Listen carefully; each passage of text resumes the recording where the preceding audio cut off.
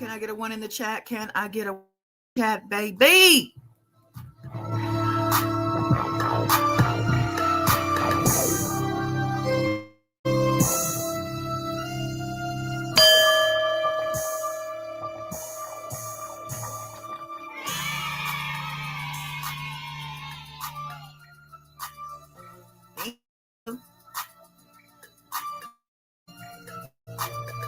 Two minutes.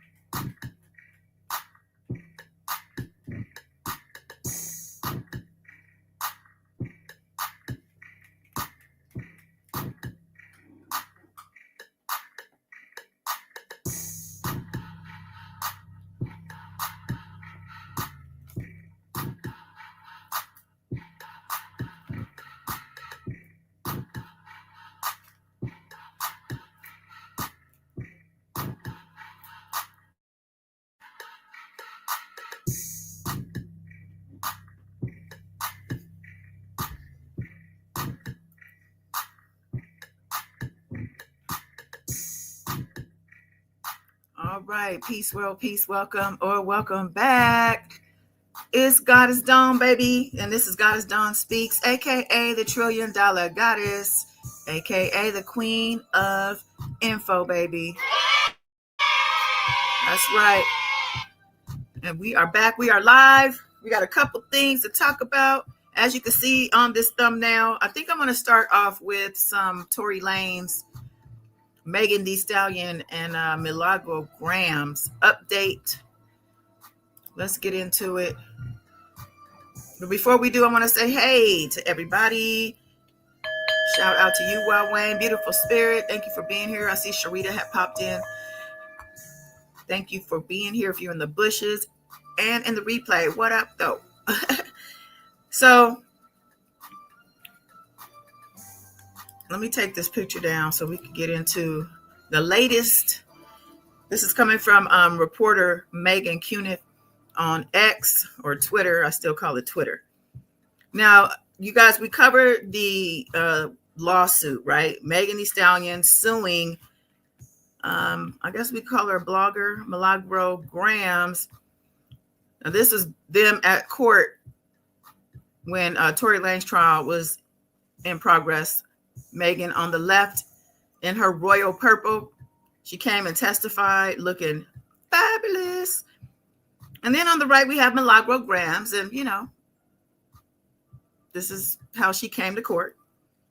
And this is how, you know, we saw her pretty much when she did show up, I don't think she came at the very beginning of the proceedings, but when she did show up, this is, how she was representing, and to each their own, right? I'm not here to shame nobody, but just to show y'all who we dealing with. So Megan Thee Stallion suing Milagro Gramz for cyber stalking, and I believe now she has added defamation to the suit. The suit has been amended, and with that, they have apparently come across some recordings, some prison calls that were discovered by the prosecution. Now, according to Megan Cuniff, Megan Thee Stallion's lawyers got Tory Lanez's prison phone calls through a subpoena. And this is what they do. This is what they do when they serious. Yeah, I'm sure he's not happy. Yeah, this is his mugshot. But yeah, he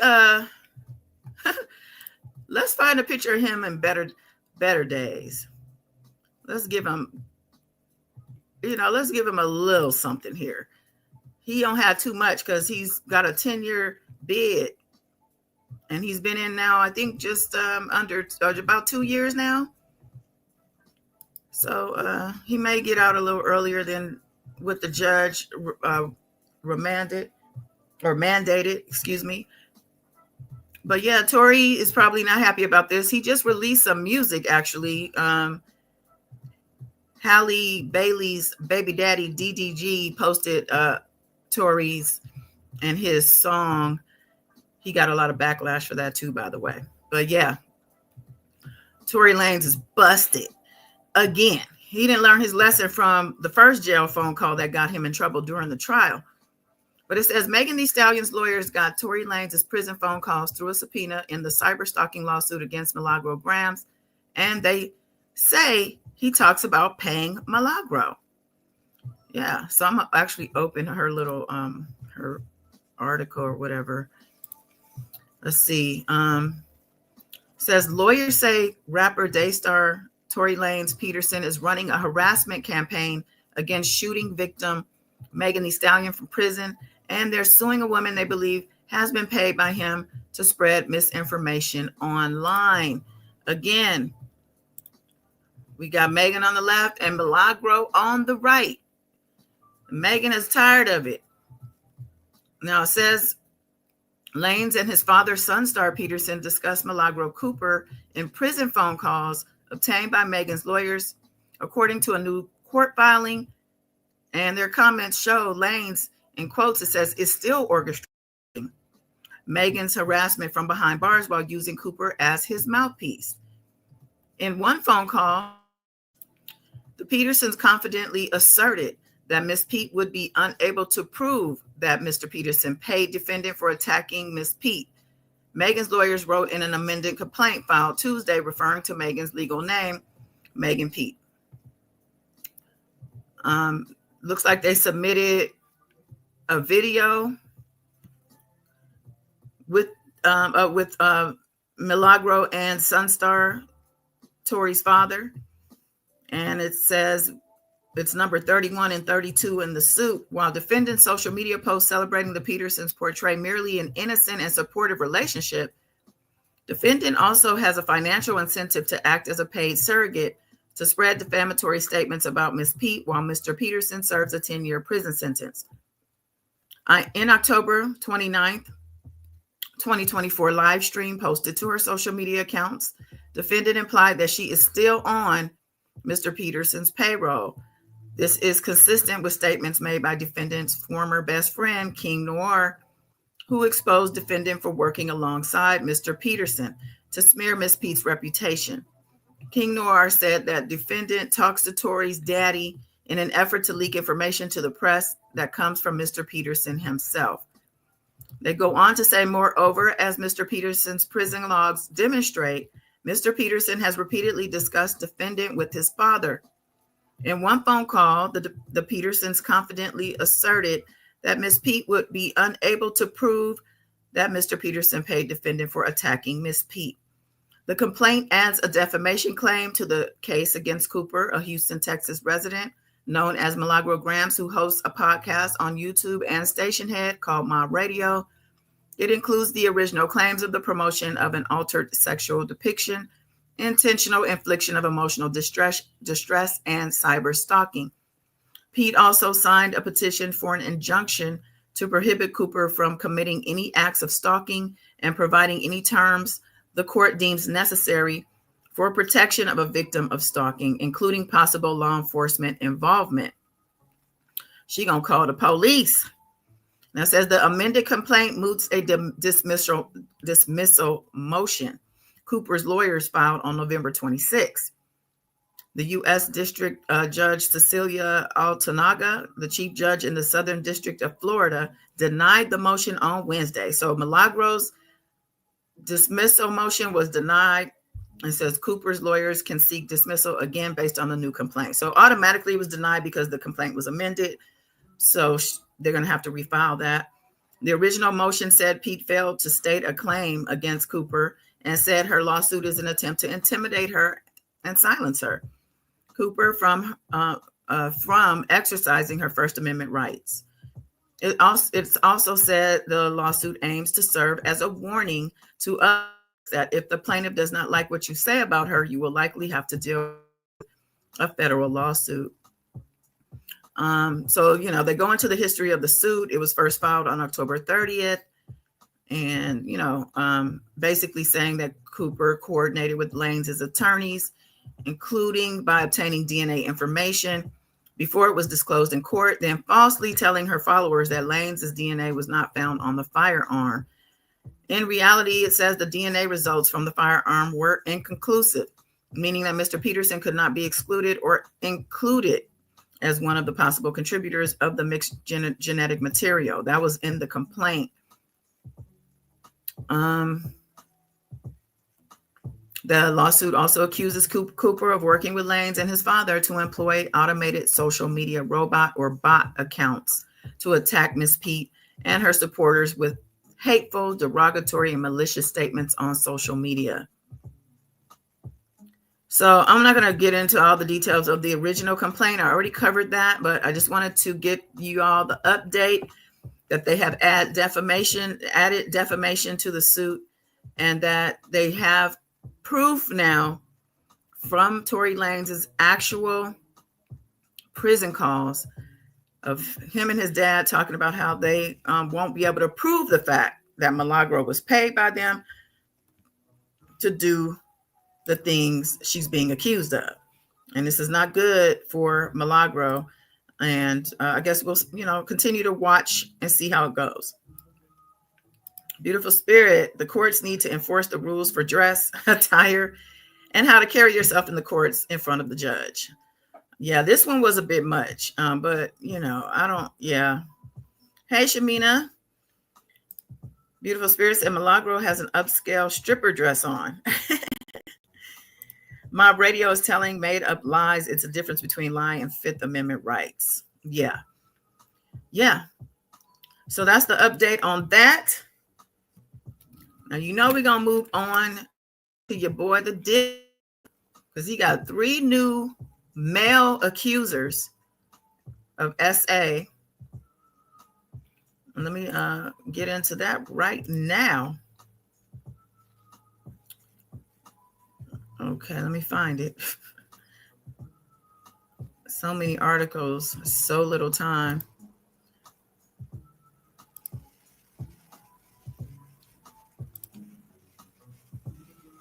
Hold on, y'all. I gotta find the article I had up. Here we go. All right. So they're now saying that Sean Diddy Combs is accused of rugging and raping 3 men in lawsuits. John Doe's claim a rapper fed drinks and S8 them while unconscious as recently as 2022. Now, that's, I think, the difference of this suit or these suits. I don't know if they're separate. I guess I'll have to read this. Is that they're more recent. It says 3 more accusers have filed SA lawsuits against Sean Diddy Combs, alleging they were rugged with spiked drinks and then raped by the rapper and music mogul in incidents dating as recently as 2020. The new lawsuits, first reported by TMZ, were filed separately through a New York lawyer by anonymous plaintiffs. Okay, so this is not Tony Buzbee. This is actually another lawyer, and the plaintiffs are anonymous. Now, we know what the first move is probably going to be, and that's for them to unveil who these men are. And it's going to be at the judge's discretion whether or not they have to do that.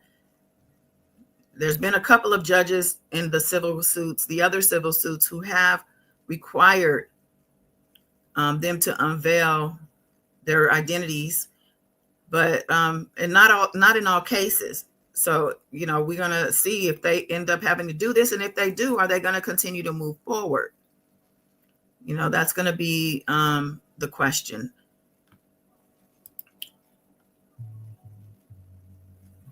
Okay, I'm trying to get a Diddy image up here while I read what else, the details about these 3 lawsuits. It says the new lawsuits by TMZ were filed separately through a New York lawyer by anonymous plaintiffs. The suits allege that the plaintiffs went to parties with Combs in 2 cases in hotels, and the third at his mansion in the Hamptons, where he gave them alcoholic drinks, after which drinking they quickly passed out and came to when he was graping them. So coming to while you're being graped, I can't even imagine, especially as a man, probably straight men, because the word is that that's what he preferred.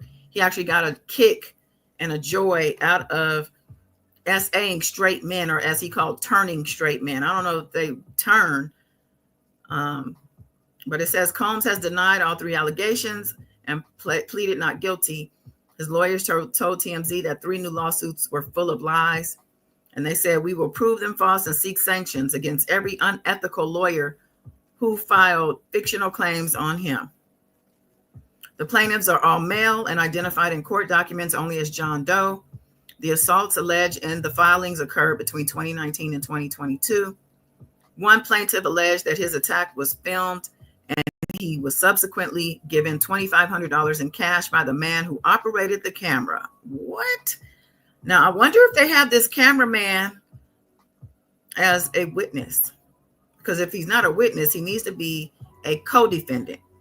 But it says here in a second filing, a man alleges that Combs' associates threatened him into remaining silent. It's reported that the third plaintiff alleges that in the summer of 2020, he was taken by associates of Combs from the company he founded, Bad Boys Records, to his East Hamptons residence. At the party, the man began feeling ill and passed out. Combs and his associates then took turns.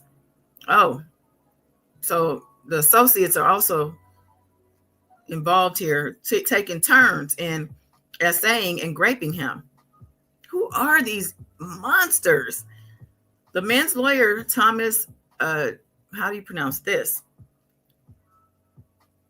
Giuffra, Giuffra, Thomas Giuffra. I'm going to call him Thomas G.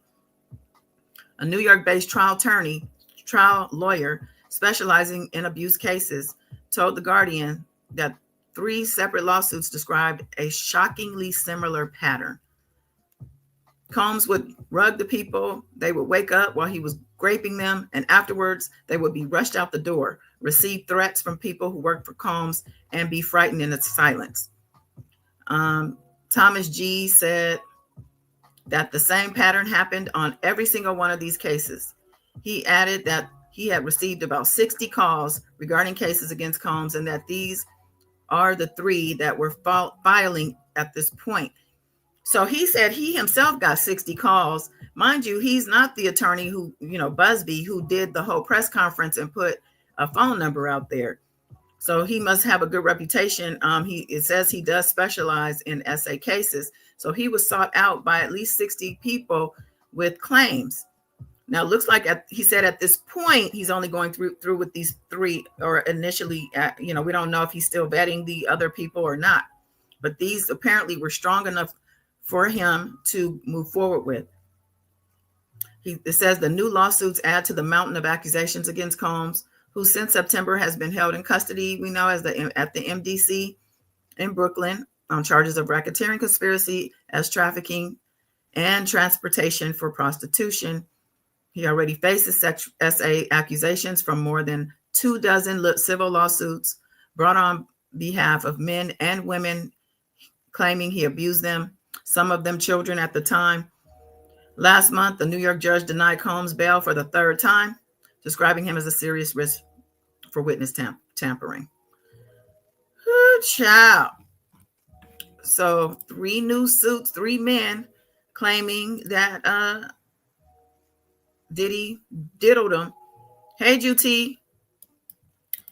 Beautiful Spirit said, dang, Diddy is so done. Oh, well, he brought it on himself. Exactly. He definitely brought it on himself because at this point, you know, like the lawyer said, we see a pattern. These are separate people, don't know each other, but they have the same story. And I believe we saw the same thing. And I know I keep bringing R. Kelly up, but I can't help to because there's so many similarities. Mind you, he got convicted in both his trials. So we're, you know, maybe looking at the same thing with Diddy. Now, a couple other things with regards to Diddy. There's a status hearing coming up on December 18th. The judge has asked the prosecution and the defense to submit a joint letter to describe all of their gripes or issues, I guess, that they want to address. So I'll be on the lookout to see what that filing has to say and bring that to you to see what it is that all is going to be addressed in the December 18th hearing. He also has gotten his laptop, apparently. Let me get back over to X because this is where some of this information is. There it is. Sean Diddy Combs is getting his laptop. The judge in his criminal case has ordered the MDC to give him access to a laptop with case discovery 7 days a week from 8 a.m. to 3:30 p.m. And the letter is right here. It says, this is from the judge. It says the court is in receipt of the defendant's application discovery laptop access and defendant attorney's visitation forms. Having reviewed the party submissions, the court orders as follows. Number 1, the MDC is ordered to not to turn over defendant's attorney visitation forms to the government. The MDC is ordered to give defendant access to the discovery laptop 7 days per week from 8 a.m. to 3:30 p.m. This can be in his unit's visiting room or in his unit's VTC room. Number 3, the purpose of the discovery laptop is to review discovery, not to take or store notes. It's the court's understanding that the laptop has been preloaded with discovery materials, but does not allow any functionality beyond reviewing those materials. If defendant wishes for broader access to the discovery laptop, his counsel should discuss the issue with the government, which should consider any reasonable proposals in good faith and work with BOP counsel and MDC staff to effectuate them. If there are further disputes, the court will consider adjustments to this order. However, any proposal should be mindful of the court's protective order, the nature of the materials on the discovery laptop, and the fact that it is not isolated in his unit. So it'll be interesting to see if anything else comes up with regard to this laptop, because I have a feeling that Diddy is not going to follow the rules. I don't know why I have a feeling Diddy's not going to follow the rules, child. Okay, what else we got? I guess we could move on to Jay-Z. I have so many things saved because there's just so much. So I guess I can start with Larry Johnson. You know, Larry Johnson came out and he, let me see if it's on here. I know it's either here or on Instagram. So much stuff. Hold on 1 second.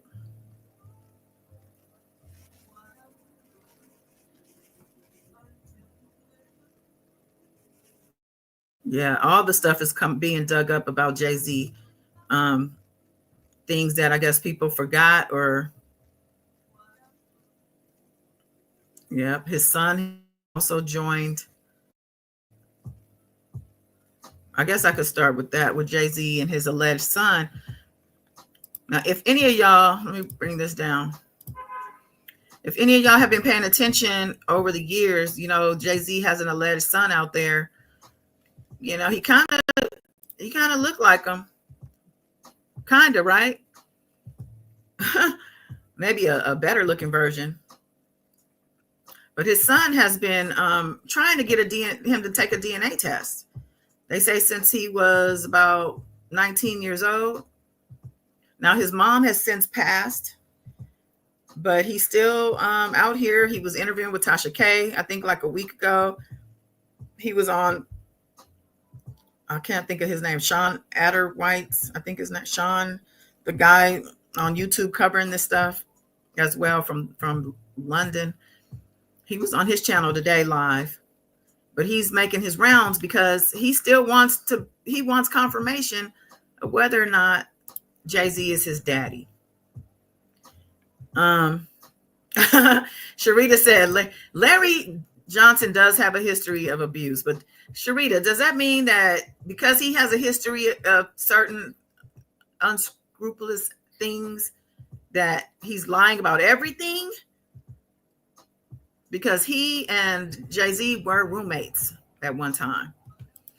Sharita, I have a very unpopular opinion. Everybody should be filed in their name. I feel that may weed out any questionable cases.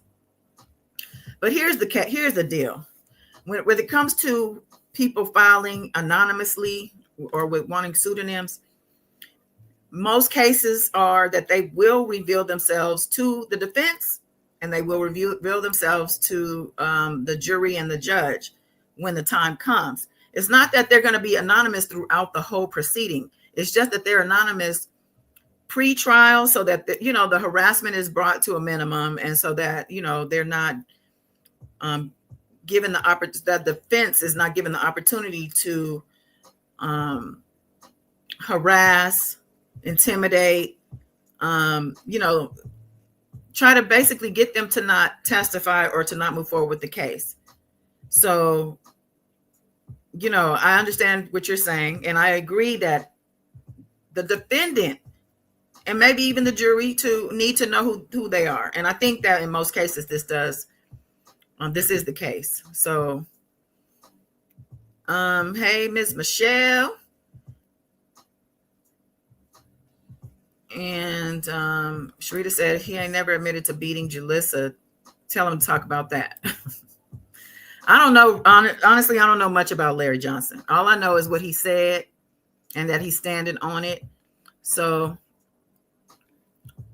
let me move over. Let me find that real quick, because I know I have it. Hold on.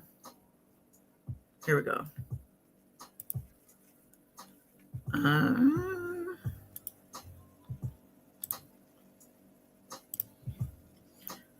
It's Thursday already. I'm supposed to be at Kendrick's concert toy giveaway right now, but I couldn't get away from work. I was going to be there, child. Y'all weren't going to see me today. Okay, let's see. Photo shoot in Colorado. And let me see. Now, I did a photo shoot in Colorado, and I think it was during the wintertime of 06 or 07. And Naomi Campbell was there, actress Jamie King was there, Jay was there, B was there, and he rented this house. He was supposed to do this rap party for this photo shoot.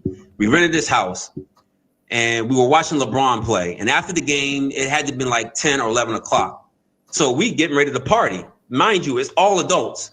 There was a 13-year-old or a 14-year-old teenage Latin girl that was there, and I think she had to leave because she had school and she had to do homework, but she brought her mother with her. So it was no funny business going on, which I could respect that. So when 11 o'clock hit, we turned on the music, we started drinking, and then out of nowhere came these young children. I don't know where they came from. For a rap party at 11 o'clock at night, drinking, loud music, and us dancing wild, like, I don't know where these kids came from. And then I happened to sit down because I was dancing with one of the assistants. And I sat next to this child, and the child sat next to Beyonce. So I hear B say something about, doesn't this look sexy, or isn't this sexy? And in my mind, and mind you, I'm not awakened as I'm awakened now. So in my mind, I'm like, what did she just say? And then I didn't pay no attention to it. And then, you know, obviously the liquor took hold of me and I had to leave. So I said bye to everybody and left. But those kids remained. I don't know if those kids were from the photo shoot themselves, but the fact that these kids came around adults during drinking hours or partying hours was already alarming to me. So when I hear something like this happens, I can't really discount it and say, oh, he could never do this, because I'm hearing stories. I'm seeing it with my own eyes, and I've been in situations where something don't sound or look right, and it's usually involving children. Now, I did a Rockaware photo shoot in Colorado, and I think it was during the winter. Okay, so he made that statement, and then, you know, immediately, like Sharita's doing, getting crucified because of his sordid past. But he's standing on what he's saying. Let me see what he's saying here. Now, from what I understand, a little bit I know about this dude, I think he had a drug or alcohol issue, or he was like off his top apparently, and he's now saying, I guess, that he don't have those issues anymore. I don't know, but all I know is I'm not one to discount. We are all flawed people, right? We're all flawed people. And I feel like if somebody is saying they saw something with regard to something that's actually the topic at hand and they were there, then I just want to hear what they have to say. It's not about, you know, we don't know. It's like, why, you know, I don't know why he would put himself in the line of fire to recount something that he said he experienced when he has his own issues that he knows are going to come up, that he knows people are going to bring to the surface.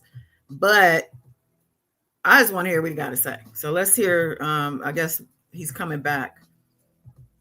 Or I don't know if this is actually him standing, but this might be something else. I don't know. Let's listen. The things I've been saying about the NFL, that is rigged.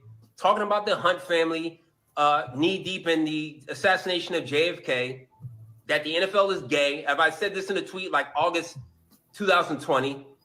All of a sudden, they want to award me a special presentation. Just like how Franco Harris did a special interview before he was killed. This is how they get you. You former football players, they get you to show up at interviews. They get you to show up at presentations. And if you don't understand the numerology of anything, this is how they can get you. And I would have gone and wouldn't know. And they could have easily put me in a predicament. I could have been at the bar. I could have been drinking. They could have came to my hotel. Any situation that would have fit my natural foolishness, which means either been drinking or been to fight with a woman. That would be the only thing they would catch me with, and they would tell you this is how I felt. He died from alcohol poisoning, or he died fighting. And people would have believed it. If I went to that show and y'all would have heard that I got killed, and you would have told you I died by alcohol poisoning or something like that, most of you would have believed it, because you know that's usually what I've been in trouble for. This is how they get you. It's kind of comical, because once you understand numerology and gematria and they use the same numbers over and over and over again, it becomes pattern recognition, okay? I've seen a lot of football players die, and it be because of numerology. I've seen a lot of celebrities die, and it be because of numerology. And it's always when they're by themselves, they're found dead in a hotel, or some craziness that they attach it to. And no one can know what's the real truth, because they're really that slick with it if you don't have your eyes open. So it's funny to me that these people do not like me. They do not like me around when I was there. When I was in the world, they didn't want me around. So all of a sudden, they're going to give me a presentation after me saying football been rigged, after me saying their family did everything they did, all this stuff I've been talking that smoke, and they want to invite me into an award show to give me a special award for something. Well, take it or leave it. That's all I can say about that. I'm not gonna get into that right now. But let's see. What else am I talking about? I guess I can get into his son, his alleged son. You know, of course, this is alleged. Let me see.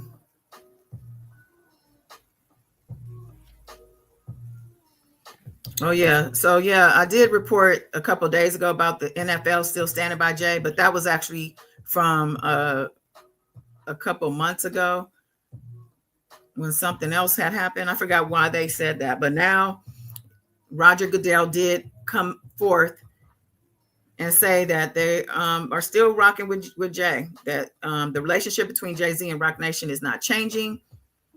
And he actually acknowledged this at a press conference for the league's partnership with Netflix. And so here's in the quote, he said, "We are aware of the civil allegations and Jay-Z's really strong response to that. We know, obviously, that litigation is happening, but from our standpoint, our relationship is not changing with them, including our preparations for the next Super Bowl." So that's pretty much it. I remember he also said something, I don't know if this is the full statement, but I remember something about social engineering, basically saying that he was helping us with our social engineering to, make us look good, basically, after the whole kneeling stuff had happened. So people are mad at Jay-Z about his relationship with the NFL, saying that he went behind the community's back to do this deal. Like, I don't know that most businessmen announce to their communities before they get into a business deal, but people feel like he did the community dirty by engaging the NFL in this way. But if you know Jay, you know he about his business. Okay. So let me see where the Sun is. Oh, here's the actual press conference, I guess. Oh, no. Here we go. All right. So it says his name is Ramir Satterwhite. He's 31 years old. He claims to be the illegitimate son of Jay-Z and has expressed heartbreak over the rapper's strong of a recent lawsuit accusing him of SA. Jay-Z 55 has dismissed the complaint, which involves allegations of with the 13. But we're talking about, I don't want to rehash that, but Ramir, who has spent over a decade seeking paternity acknowledgement from Jay-Z, said his fight is about uncovering the truth. He shared, "Despite my efforts, Mr. Carter has never once written a letter to me or addressed these claims, whether to deny or acknowledge paternity or his attorneys committed this fraud." He added, "If Mr. Carter values the ideals of honor and protecting children, as he claims in this letter, he should step forward with transparency." He continues to deflect and avoid. Ramir's late mother alleged she became pregnant with him at 16. And that could be one of the reasons why he didn't want to acknowledge him, because I believe Jay was a grown man. But this is another pattern of Jay-Z's, like him or not. You cannot deny his historical pattern with young girls.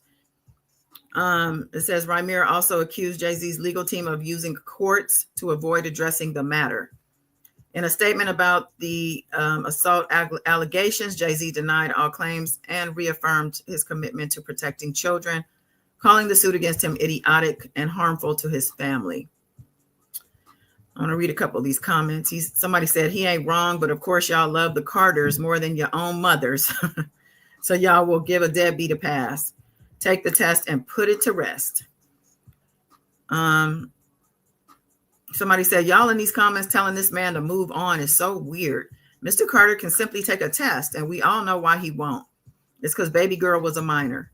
Y'all telling him to forget? Our community is wild. It's too normal not to have a dad around that y'all lacking empathy. That's a whole side of him that he doesn't know, and that's not okay for real. Y'all's dads were average Joes, and abandoned y'all. So that makes this okay? Please." And then I'll read a couple more. "Why would any man deny his own son? Jay-Z ain't no good. Anybody can talk about the Social Security they trying to cut. This ain't important. Why wouldn't he just take the test? This young man been asking literally for a decade, and his mother has passed. Give him some closure answers." Yeah. Somebody asked if he would care this much if Jay-Z was an average Joe. You think he would care if Jay-Z wasn't Jay-Z, if whether or not he was his dad? I think he would care, because this is his personal life, his personal, a personal inquiry. You only have one father, and they just honestly they look too much alike. Oh yeah, I meant to play this real quick. This is another accuser of Diddy's. This man was on CNN, Behind the Shadow. This is like a 2-minute clip, and we'll talk about it. Let's see. Work security at one of the infamous white parties that was thrown by Sean Combs in the Hamptons. What was that experience like? At first, he was incredibly friendly, very gracious. So you had a friendly chat, and then according to some point later in the night, Sean Combs himself offered you a drink. This didn't come from staff or someone holding a tray of drinks. It came from him directly. Correct. The first drink started to have some effect on me, and I just thought, wow, these are really strong drinks. It wasn't until the second drink, and it was already too late, that I realized that there was something wrong with the drinks. Sadly, Sean Combs was waiting in the wings. He was watching from some sort of vantage point. And once I was in a helpless position and he was sure to work security at one of the infamous white parties that was thrown by Sean Combs in the Hamptons. What was that experience like? At first, he was incredibly friendly. Sean Combs was waiting in the wings. He was watching from some sort of vantage point. And once I was in a helpless position and he was sure that he was in a position of power, then he took advantage of the situation. That you were forcibly pushed into an SUV by Sean Combs. That act alone, according to your lawsuit, left you in considerable pain. And then once inside the vehicle, your lawsuit says plaintiff was held down by Combs, who overpowered him while he struggled to escape due to the effects of the drugs in his system. And goes on to say that he sodomized you. I was screaming. I was telling him to stop. It was incredibly painful. And he was acting like it was nothing. And he seemed to be... Sean Combs was waiting in the wings. He was watching from some sort of vantage point. And once I was in a helpless position and he was sure that he was in a position of power, then he took advantage of the situation. You allege that you were forcibly pushed into an SUV. Okay, I wasn't paying attention, so I don't know if this has been replaying. From it, but it was abusive beyond belief. All right, so this person made this statement. This is a John Doe that has come forward to share his account of the alleged SA he endured by Diddy. It's the first civil accuser of hip hop mogul to publicly speak in the media, it says, with an interview with a deep disguised voice. The accuser detailed the traumatic aftermath of the alleged incident, which he claims occurred nearly 2 decades ago at one of Combs' infamous white parties. The full gravity of it lives with me to this day, he says, and affects every single thing you do for the rest of your life. According to the accuser, he was working as a security guard at the event in 2007 when Combs allegedly provided him with alcoholic drinks laced with GHB and ecstasy, rendering him incapacitated. Combs then allegedly forced the accuser into a vehicle and SA'd him. It was an amazing level of incapacitation, that I had never experienced before, and I felt powerless. To note, the news site did point out that there were several inconsistencies between the details shared by Doe and in this interview with CNN and his original filed complaint that he made on October 14th. His lawsuit states that the alleged incident occurred in 2006, while Doe told CNN that it happened in 2007. So the fact that he was on CNN to me was interesting, because not many, when we see CNN, I mean, that's where the Cassie beatdown tape was shown too. And I'm surprised Buzbee, I think this is Buzbee's client, allowed this. If he didn't have all his facts straight, I mean, mind you, this was over a couple decades ago. So, you know, getting a year wrong to me is, you know, I don't know if I would be that accurate either, especially if at the time you were drugged and, you know, your drinks were laced or whatever the case. But yet again, it fits the pattern, right? It fits the pattern from all the things we've been hearing. Now, Forbes jumped into this, Forbes magazine, and they analyzed Jay-Z's public relations strategy in addressing allegations. Why they did this, I don't know. But Forbes, they said Jay-Z didn't. So they have a whole numbered account of how he's doing this. And so they're calling this a PR strategy. You know, obviously it is, because, you know, Jay-Z normally is quiet. We don't hear none from Jay-Z or Beyonce when it comes to really much anything these days, at least. So let's just go through this, because I'm curious to see. I didn't really go through the whole thing. Let me come to your comments first before I get any further. Let's see. GT said, "Oh, that's another level of gross right there. Beyonce has to be involved for sure." Shamina is asking, why are people not telling when this occurs? So Shamina, let me get this understanding of what you're asking. Are you asking why are people not coming forward right when they are assaulted? Because if you're asking that, there's a whole lot of psychological layers to it. And I'm pretty sure you've heard these things before, because this is pretty common, right? The same way people are staunchly defending Jay-Z about a child that possibly could have been harmed when they don't know Jay-Z. We don't know Jay-Z. We are not with Jay-Z in his private moments, especially back in the 2000 era, the early 2000s, late 90s. He was probably a different person back then. He was young, you know, he was young and hungry. Now, these industry people are built different, especially the ones who have gotten to the levels of Jay-Z. There's certain things you have to endure, go through, sacrifice to get to these levels. So, you know, first of all, there's fear, there's shame, there's doubt, you know, who's going to believe me? You know, are they going to come after me? And there's probably a whole lot of questioning, what the fuck just happened?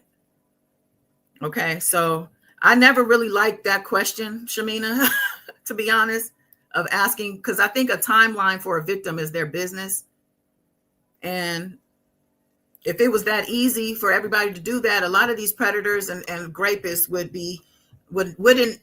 It would be good if people could just come forward as soon as something happens. Just go to the police, go to the hospital, go to the police, go to whoever you have to go to. If you're a child, go to your parents.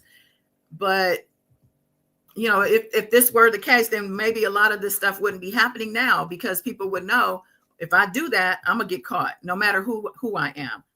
But we know that Jay-Z's, I'm just saying Jay-Z just because he has power. I'm not saying he's guilty here. Let's get that straight. I'm not saying he's guilty. I don't know. All I'm saying is we don't know that he's not. The same way we know he don't know if he is, we don't know that he's not. So, you know, I'm just reading what's out in the news and out in the world to have a conversation. But, you know,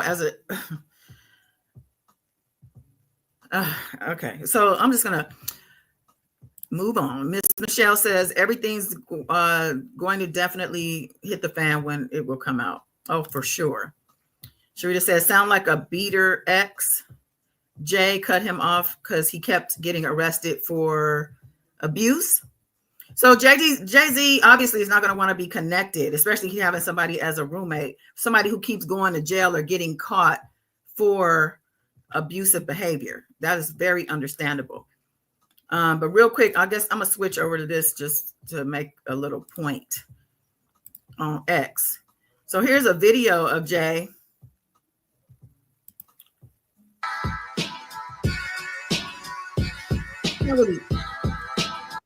You can't really see it that well because the girl, her head is low, but it is a girl he's mushing in the face. It says, as Mr. Carter walks into the room, he has a rather irritated look upon his face and without hesitation lashes out at an unidentified female in the video. The video is brief, but it shows a lot. This is it says 2004. So clearly he's angry. They said it was a little girl. Somebody, I don't know. This was reported that he pushed a little girl away by her face backstage for taking a photo. So clearly violent, not caring. And what was a 12-year-old girl doing back there anyway? Even though it doesn't matter if she was back there. It says the clip first appeared in the 2000 documentary Backstage.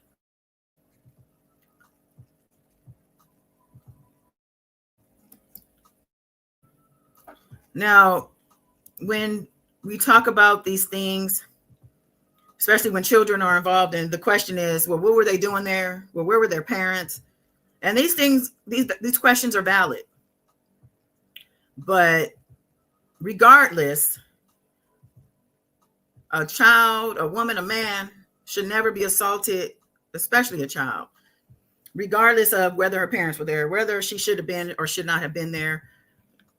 You should, I don't ever want to see no grown man doing that. I don't even want to see a parent doing that to a child. Well, not in public. Take that shit to the house. But don't do that. Okay? And all this to say that Jay-Z, back then, they say the year 2000.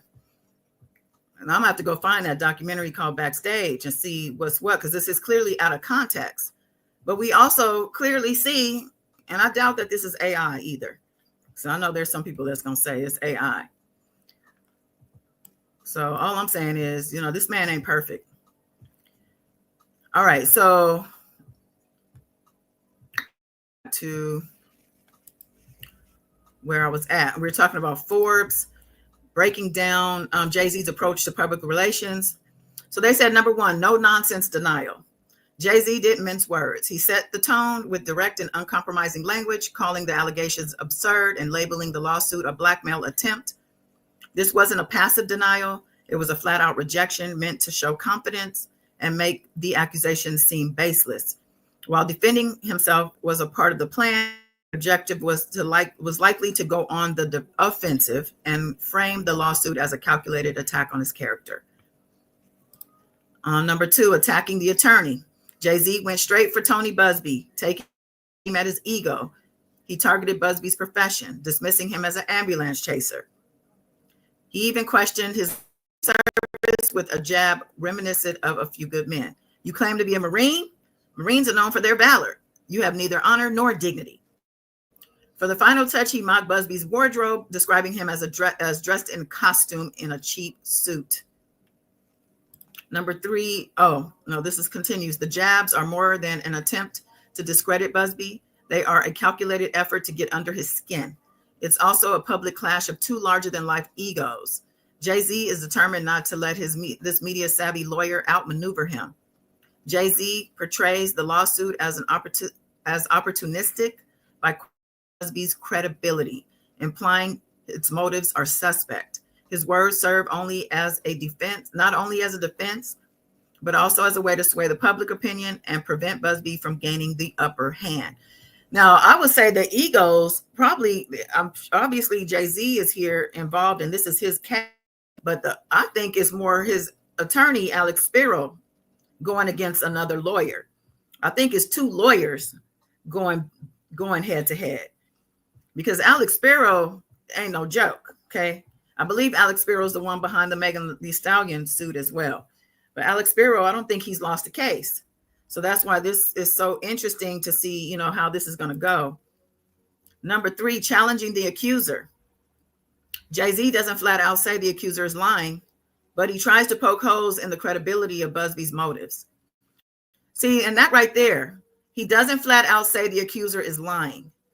However, in the first number one challenge they have here, or they say he didn't mince words and he set the tone with a direct and uncompromising language, calling the allegations absurd and labeled the lawsuit a blackmail attempt. But here they're saying he doesn't flat out say that the accuser is lying. It says, when he says whomever would commit such a crime against a minor should be locked away, would you not agree?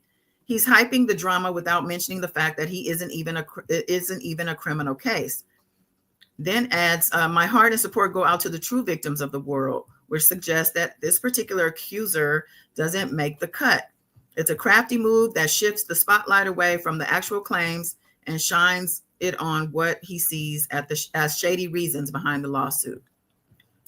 So I think, on one hand, it's kind of like, well, are he and Diddy working together? Because they actually have the same investigators.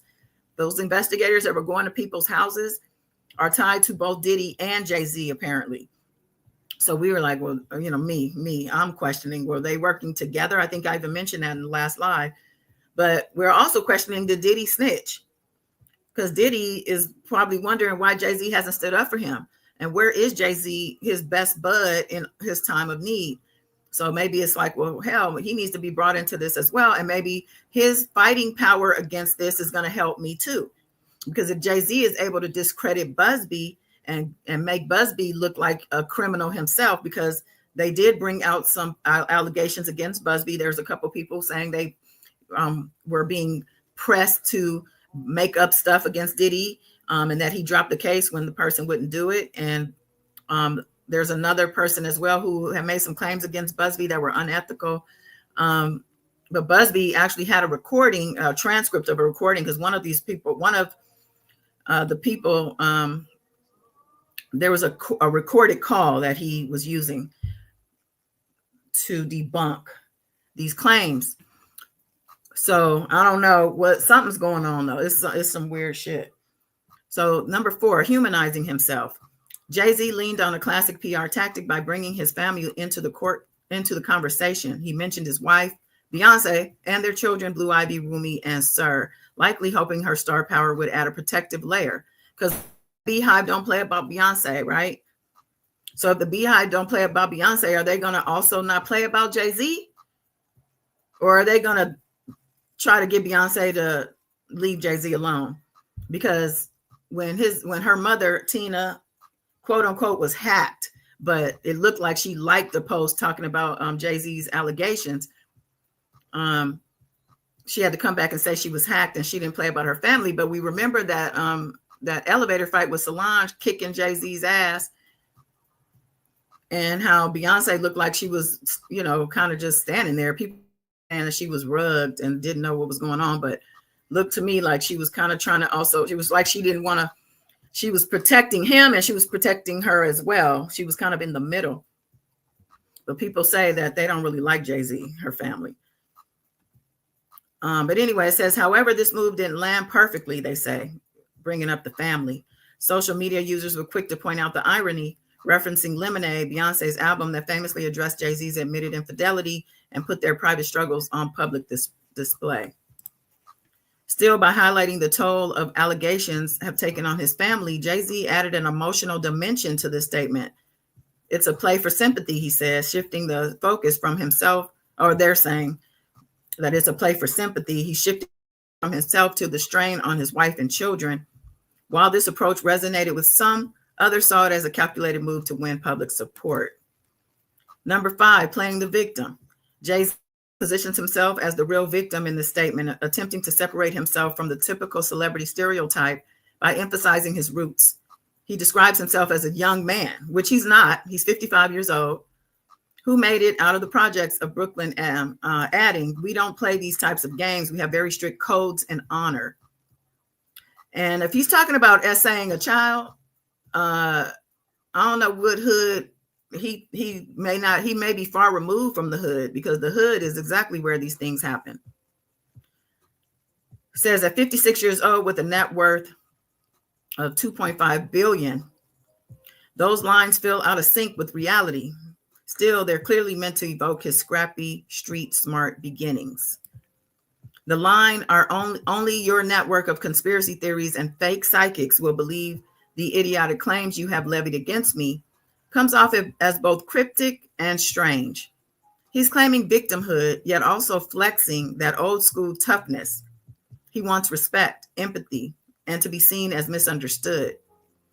At the same time, it might also serve as a warning to attorneys Buzbee and Maureen Comey, who recently joined the prosecutorial team in the Combs' case, to think twice before challenging him. It's messy and contradictory, but if you look beyond the confusion, the message is clear. Jay-Z's putting certain people on notice. So it's just interesting to me how Forbes, of all publications, jumped into this fray to break down PR moves. I thought that was like interesting. Like, why would they? Why? I don't remember them. I don't remember seeing. I don't read Forbes. I mean, you know, I know what Forbes is, and I see some things that are sometimes brought to the public. You know, they usually post or put in their magazine, if they're still a magazine, people's net worth. You know, it's a trusted publication.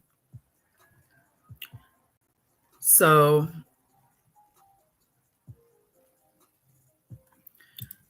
now they're saying the Beyonce is reportedly sticking by Jay-Z amid great claims and fight to clear his name. Of course she's on. This is her husband. You think Beyonce's just going to bounce on Jay-Z in the middle of this? This hasn't even really gotten started. But I don't know where she said this. Let's see what they say. Beyonce reportedly united with her husband, Jay-Z, after he was accused of raping a 13-year-old girl at a party with Sean Diddy Combs in 2000. Both rappers have vehemently denied the allegations. Now, remember, there's a third celebrity involved here, a female who to be named Celebrity B, I think they call her. We don't know if she's going to get named. Maybe she paid and had the mediation that was requested to stay out of it, for them to keep her name out of it. But if Jay-Z keeps this up, I don't know that she'll be able to stay out of it if it comes to a point where she has to come and squash what's what. Maybe a deal might be made. If you talk, you'll get immunity. And if that's the case, then this person may have to come forward. Juti said, "We are flawed indeed, but we are not that flawed." No, we not. Some people are. Who is this? I don't know. I'm not sure. I'm sorry. Who you were? Oh, they're answering you here. Larry Johnson. Okay. Sharita says, "My issue is there was context given. So, of course, people's minds are going to the worst. I hope other people who attended speak up." Yeah, I hope there are other witnesses as well. Juti said, "Relationship is not changing yet. When the proof comes out and people get really angry, they will." Oh yeah, the NFL is not going to go down with the ship, child. Happy well, it's Thursday, Michelle. Isn't it Thursday, y'all? The 12th? But happy Thursday and happy almost Friday. Felontavius, hello. Diddy gonna come a walker with oxygen bottle strapped to it? You think he gonna go that far to try to get out of this? Sharita hasn't been convicted or found liable.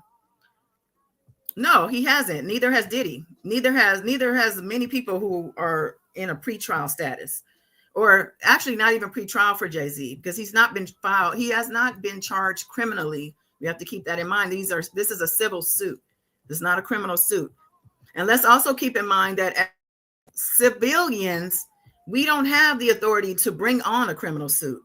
Only the state or the feds can do that. So typically, these federal or state criminal suits stem from civil suits. So if this civil suit gets picked up, then it will be a criminal case. Shamina said, "I'm not fully believing all the stuff about Jay-Z." Yeah, a lot of people aren't, it seems. And you guys are clearly Team Jay, which, you know, to each their own. I personally don't stand up for any celebrity. I don't care who they are. I don't care.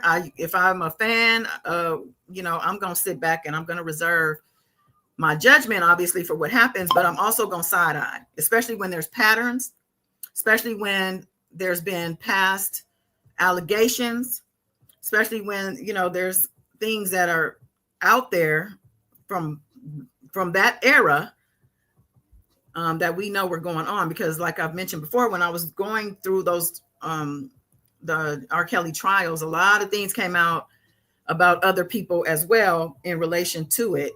So, you know, my judgment has changed about a lot of people. Shamina said, I didn't know he had a pattern. Honestly, he has a pattern. Sharita said, and her affidavit admits she lied about her age. Wait, whose affidavit are we talking about? Because I don't know about an affidavit about somebody lying about their age. So tell me whose affidavit we're talking about, please. Philontavia said, Jay likes him just out the crib. not just out the crib. Just take the test. We're talking about the DNA test. Juti said, I really believe it. He was with younger girls before. What is Jay-Z scared of with regard to the DNA test? Sharita said the mom gave the mom gave an affidavit for the lawsuit before she passed. Okay, so we're talking the alleged son's mom. Okay, she lied. Now, on the other hand, Jay lying about the boy. He is the pappy. Wait, I didn't even know that she came out to say she was underage. I just thought it was something that was discovered because of the fact that we obviously know the year he was born. So I don't even see how she could lie, because it could be easily proven by the kid's age. Well, he's a man now, but by his age. So Falentavia said, if a dude bangs on an underage, it's his fault, not hers. Oh, that's for sure. Yeah. We can't disagree that a child can't give consent and that a child is not at fault. I don't care if he or she ran away from home, is somewhere that their parents don't know they're at, if their parents took them there, whatever the case, the child cannot be blamed. A child is a child for, they're protected under the law for a reason. Their minds are not fully developed. They can't give consent legally or otherwise. Beautiful Spirit said, this is terrible. Diddy serving lace drinks and sitting back watching the victim so he can make his snake move. Yep. Well, we know. Valentavia said, Jay think Barry and Michael gonna pull strings. Barry and Michael. Barry Hankerson? Who are we talking about? And I know you're not talking about Michael Jackson. That's the first Michael that popped into my head. Partners, welcome. I emailed Netflix to replace Beyonce. I can't with these scandals. Oh my. Well, Beyonce has lost quite a few Instagram followers. People are, there's a lot of people who don't like Beyonce. There's a lot of people who love Beyonce, but there's people out there who really just don't like her. She has had accusations and against her, allegations of witchcraft and all kinds of weird stuff. So there's people who feel like there's some demonic stuff going on. Well, the industry as a whole, I think people are now, seeing that they've tapped into some energies, and these rituals are not, and this is in politics too. This is I think big stage, any people who are, like I said previously, on a certain level of fame and fortune, you don't just get that, and it's not just handed to you. I mean, I'm not saying every single case. Because don't misunderstand. Because there's some cases of people who naturally have money and fame because they hit it big for whatever reason. They had a certain thing. It just, they made it on their own. Juti said, I never came forward for my grape. I just can't. It's part of why I support the courageous women and men so much. Wow. I'm so sorry to hear that you went through that. My heart goes out to you. And I totally understand. Sharita said, replace her for what? Oh, you mean Beyonce? So partners, what are you asking Netflix to replace her for, or replace her? Oh, here we go. Christmas special, NFL. Oh, wow. Beautiful Spirit said, I went to the police and nothing was done for 2.5 years. Detroit is a slacking state. It's not a walk in the park to come forward. Oh my God, my heart is breaking right now. I mean, and of course, Beautiful Spirit, I know everything, but I'm very sensitive to it, and my heart, I can feel I can feel it from y'all. Beautiful Spirit said, all the adults standing around and not checking. Jay.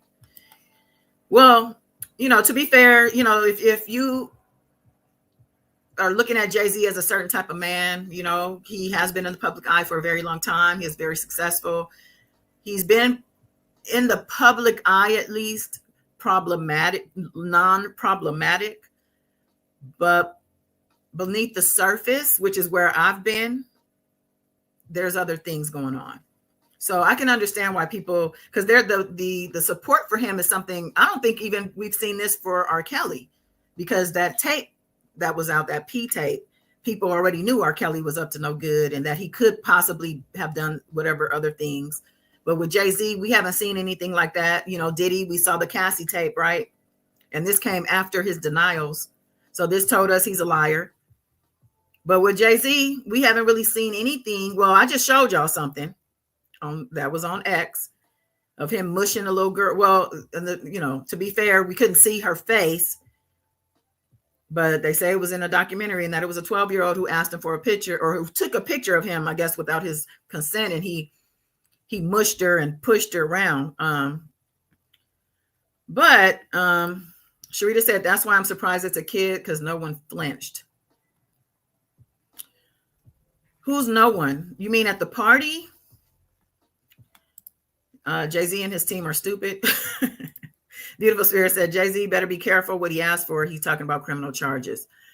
Yeah, I mean, honestly, Sharita said, I'm not a fan of neither like that, where we cancel the folks. There should be some evidence they did wrong. Talking about Jay and Bay. Yeah. I mean, I think that with a celebrity, especially when you even have allegations, you're going to be, your reputation is already tainted at this point. Whether you're found innocent, not guilty or guilty, in the public, you're done. Not done, but it's not going to go away. Like, it's going to be attached to you. And then if anything else should come up moving forward, oh, well, you could forget about it. Juti said he's been messing for a while. Right. Who was the female that was in the room? Yeah, I don't know. I'm going to have to go find that documentary backstage. Beautiful Spirit said, Jay-Z thinks he can't be reached, but baby, everyone can be reached. Oh, the baby mom. Okay. Okay, the baby's mom. Thank you. Find the lawsuit papers. Okay. Let me write this, take a note, because I will forget. Jay-Z. So you're talking about the alleged son's baby's mom. Find the lawsuit papers. Okay. Suit. Okay.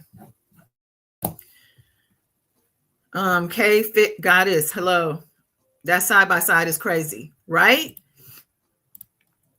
I mean, hello. I mean, and then it's just, I'm talking, it's from the lineup to the chin.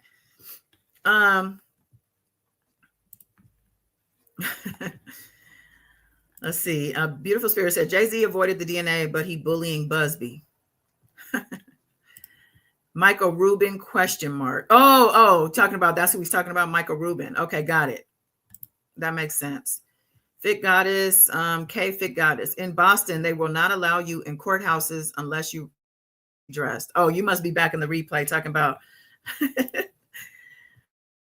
Miss Milagro Gramz. Yeah. This was kind of her daily look, very similar every day. Yeah, I don't know, the courtroom.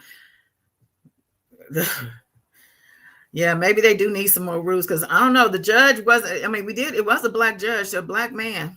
He was handling his business. Okay, let's, you guys are Y'all going crazy here. Let's see.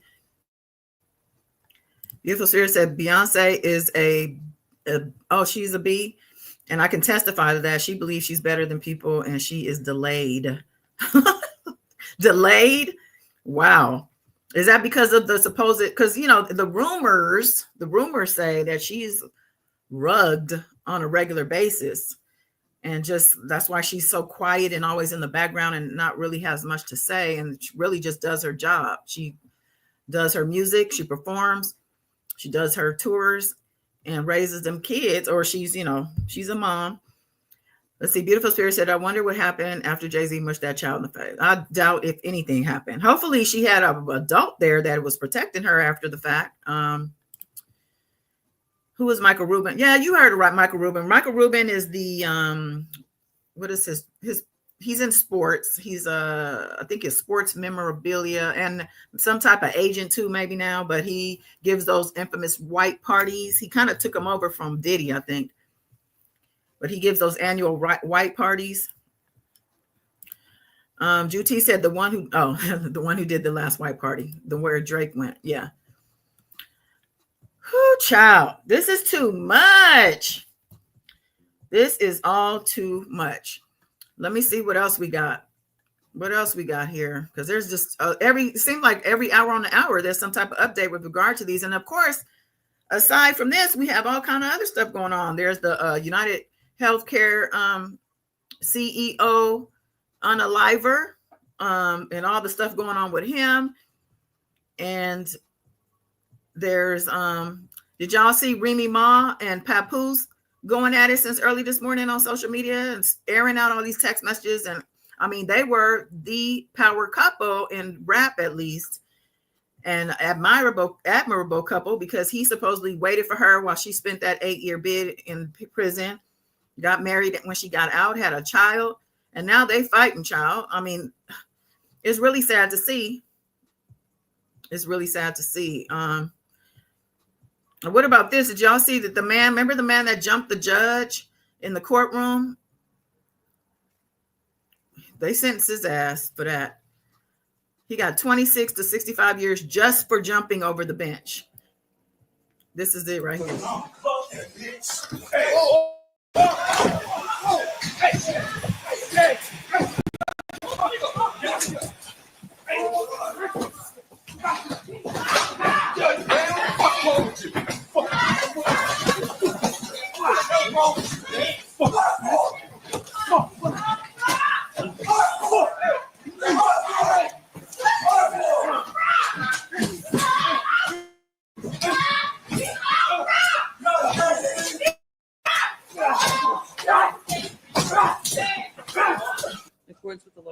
That's too much. If I was a judge, if never before, I would want a deputy standing right by my side after every proceeding. But it says, in a dramatic conclusion to a case captured national attention, Deborah Redding, age 31, was sentenced. His name is Diobra. Was sentenced to a term ranging from 26 to 65 years in prison for attacking Judge Mary Kay Holthus in a Las Vegas courtroom. The incident, which occurred during a sentencing hearing for Redding's attempted battery charges, saw him jump over the judicial bench in a shocking display of violence.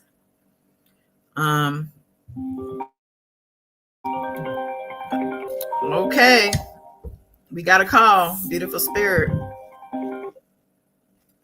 Hold on, let me get you on speaker. Hello. Hey, how are you guys? Family? What are your family? I'm good. How are you? What's up? I have this. That is always funny to me, that video. I know it's not funny what happened to the judge, but that man jumped over that bench like Superman. Didn't he? But she provoked him, in my personal opinion, when he came to court, the way she kept cutting him off, dismissing him after she asked him and gave him permission to speak for himself. Like, if you have anything to say, you can speak. She went flip through the foul. He was, he hadn't been in trouble in about 2 years. He had got a job, his first apartment. He was there to report for another case, I guess, to see. But, And he had been taking his medicine, you know, going to therapy. And she was like, oh, I don't have time to be looking for this and that. And, you know, like the way she was real nasty and arrogant. And so when she did that, I guess he just said, you know what? He just flipped out, not justifying what he did. And also that judge has been under investigation because when Trump did those false counts, you know, in office and stuff, when he came out here, she was part of that. So I don't know what's going on with that update, but she got investigated about that about a month or two ago, and she might be asked to be stepped down soon from what I read. Oh, wow. Okay. Good to know. Good to know. Thank you, my Vegas affiliate. Yeah. Okay. Well, yeah. So who said that? Juti said he should have taken the charge she was about to give him, because now he got all these other all this other time on top of that. Juti said she didn't know all that you just said. So thank you for the enlightenment. Yeah. Okay. Well, I'm just going to touch on a couple more things. I don't know if you want to hang on, but I want to read. Diddy have his lawyers released a statement after the new assault cases came out. These complaints are, I think it was read already in the article, but these complaints are full of lies. We will prove them false and seek sanctions against any unethical lawyer who filed. They said every unethical lawyer who filed fictional claims against him. Unethical. So they're talking about they're not even talking about the accusers. They coming after the lawyers. So it's these lawyers and their egos. I'm telling you, they're the ones that's going more head to head than the accusers and the defendants here. I think if I was a client, I would want my attorney to focus on me and my case and stop all the shenanigans. These lawyers have took this stuff into a circus. Mind you, they're going on by their lawyers. I believe their lawyers are allowing this. I don't, because these public things, I believe the lawyers are helping. So I guess there's some type of tactics. Did y'all know Joe Biden commuted 1,500 sentences and pardoned 39 people in a historic single-day action? So I guess he had to follow up because he had pardoned his son. So that was funny too. His son was out here and the news to people, they were asking what kind of dope he liked when he had a particular. Yeah, they were after his laptop for a long time. Let's see, what else do I have here? There's a couple things. He knew his daddy was gonna get him out all kinds of them all. Yeah, I would too, though, if that was my son. Right. Because the thing is that people aren't really probably thinking his life was in danger. Yeah. As Biden's son behind bars like that. Let me see. Yeah. There's so many other things, child. There's too many other things. Let me see what else I want to highlight real quick. Dang, Martha Stewart even hurt. Martha Stewart's prison bestie is coming forward to say that she was betrayed after protecting Martha Stewart behind bars. So Martha Stewart, it says a woman who says she grew close to Martha Stewart during her 5-month prison sentence claims she was left high and dry after protecting the lifestyle guru from serious death threat behind bars. Her prison bestie, Lisa Guarino, 62, recently recalled stepping in to protect the TV personality when an inmate named Swish threatened her life, saying, Martha was terrified. If it weren't for me stepping in, she would have been seriously hurt or worse. And she said this person was once dubbed Boston's, I would say, Coco, I can't, the cane, queen pin. Additionally, claims that despite their strong bond over late night talks, shared meals, and the difficult realities of life at Alderson Federal Prison Camp in West Virginia, Stewart broke a promise after their time in prison. And it says that she said I went to see her at an event promoting her 100th cookbook, and she ignored me completely and left through a side exit. And she said she was offended. She said, I believe.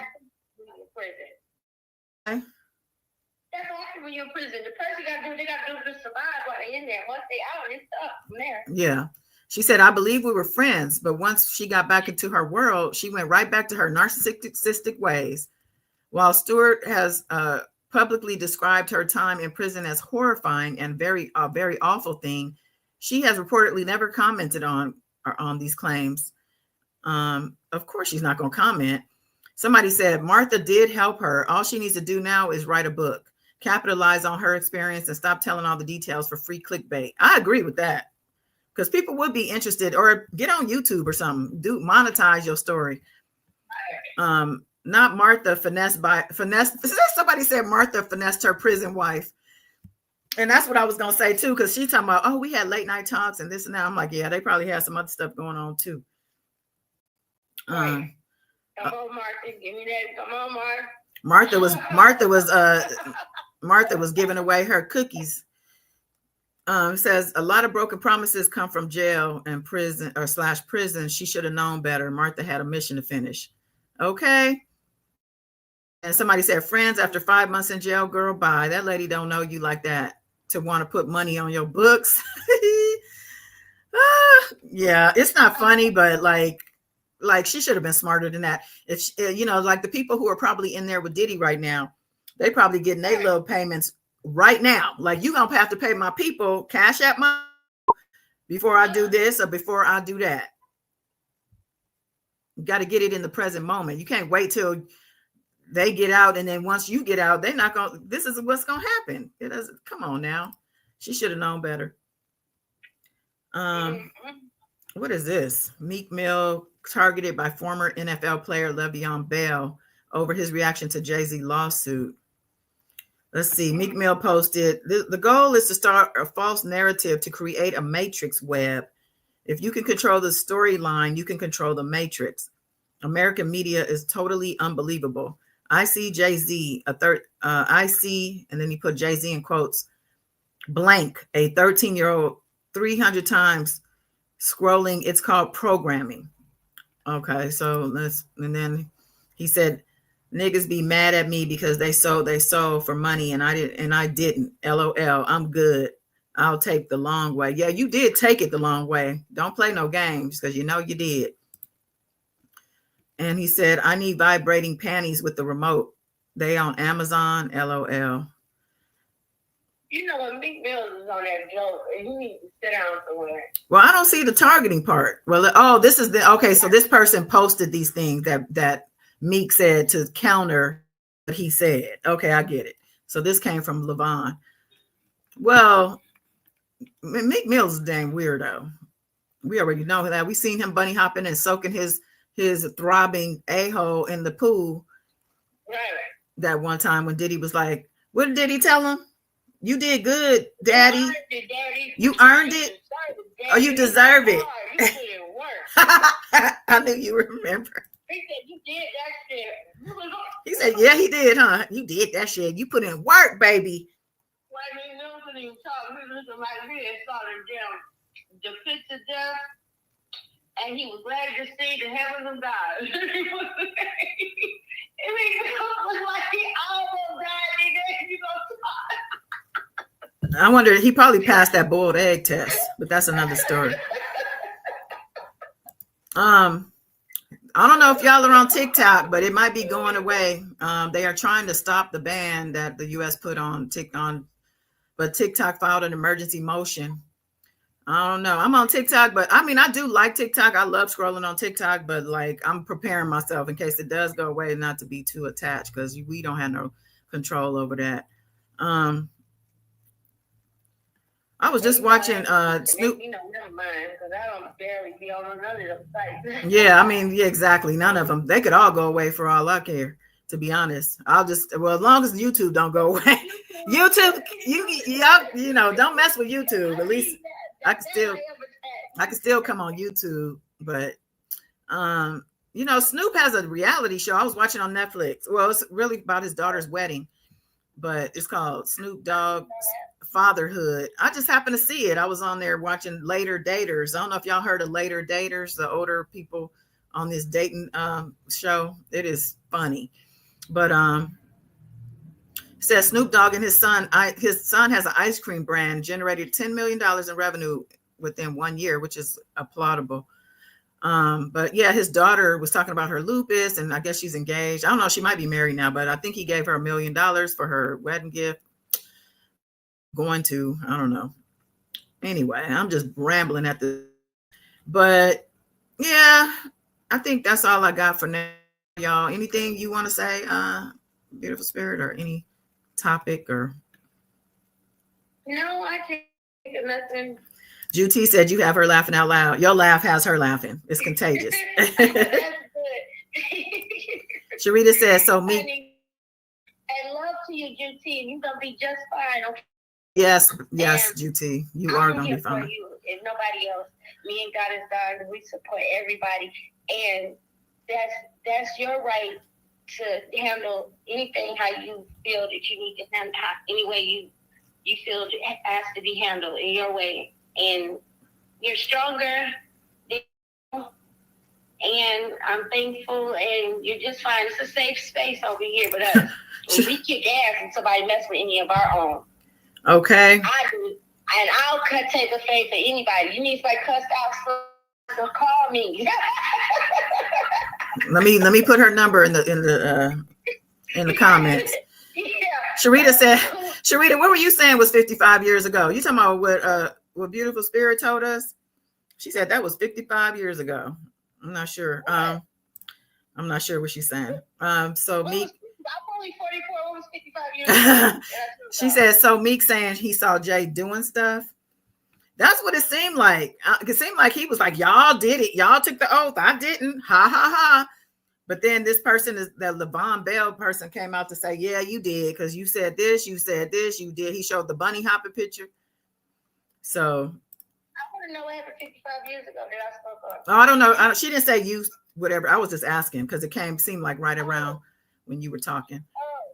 Yeah, that stuff with Jay-Z was pushing that child. I just want to know. Oh. The facts. Oh. All right. Somebody's parents flashed out the child's family or somebody, because. Oh, she talking about Martha. Imagine how many kids don't get around all those adult celebrities. No, she was talking about Martha Stewart. She was talking about Martha Stewart. Yeah. Yeah, Martha. How many years did she do it? Martha just. They said 5 months. She wasn't in there that long. I thought she did 2 years. I don't know. I don't even know. Somebody said 5 months in the comments. Oh, hi, Zamir. Tell the family hi. Hug the babies. Thank you, Ms. Michelle. All right, y'all. Sharita, Ms. Michelle, Wayne, Juti, Beautiful Spirit. Anybody else? I'm sorry I messed you. Thanks for if you're in the bushes and the replay. Appreciate you so much. Like, share, subscribe. Remember the Nosy Goddess with a Z, Nozey. That's my other channel. I just uploaded something. That's where I do like reality TV stuff and all that little stuff over there. Anyway, that's all I got. And we're gonna see y'all on the next one. Peace. Yes.